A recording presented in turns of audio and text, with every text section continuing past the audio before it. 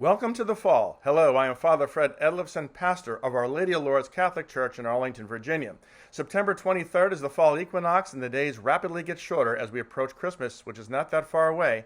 And during Christmas, as you know, the light comes into the darkness, and the darkness does not conquer it in the face of Jesus Christ. So as we wander into the month of October, our church gives us a lot to ponder. First of all, October is Mary's month. It is the month of the Holy Rosary, and I encourage everybody in our parish to pray the Rosary or at least part of it daily. What is the Rosary? Of course, you're saying 10 Hail Marys on the beads, and you're saying some Our Fathers and Glory beads in between, and some other prayers as well. But the heart of the matter is this. When you're saying the decade of the Rosaries, you're actually meditating on the mysteries of the life of Christ.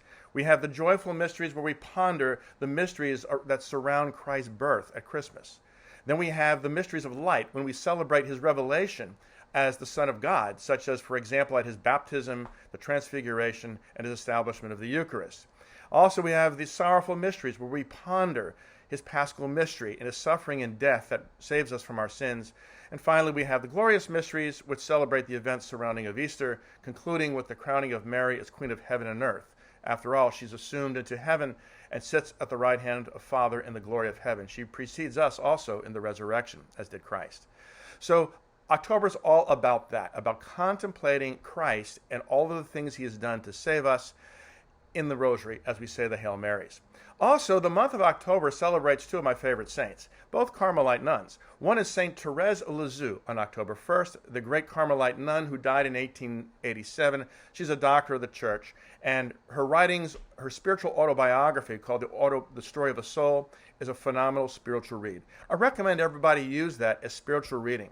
And I've read it several times myself, and every time I read it, I learn more, and I have more to contemplate and to pray about. Also, St. Teresa of Avila is on October 15th. She also is another great doctor of the church and Carmelite.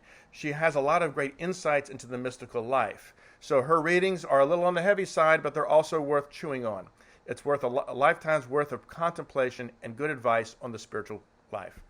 And then from there, we wander into November, and November brings us to Thanksgiving, where we express gratitude for all that God has given us. And indeed, as St. Teresa of Lisieux would say, gratitude is one of the most important dispositions and attitudes we have in our relationship with God. Because the more grateful we are, the more humble we are, like a child saying thank you to a gracious parent, God is in a way endeared by that. He has the same outlook on us as we would have on a child who says thank you when you give that child something good.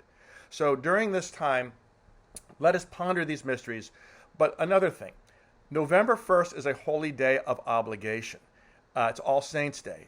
Everybody make plans to go to Mass that day. Here at Our Lady of Lourdes, we're going to have a Vigil Mass on October 31st, and we're also going to have an extra Mass in addition to our usual Masses at 7 p.m. on actual November 1st as well. So in any event, stay tuned and let's enter into the mysteries of our faith and dive deeply into the ocean of God's goodness. Blessings and have a great fall.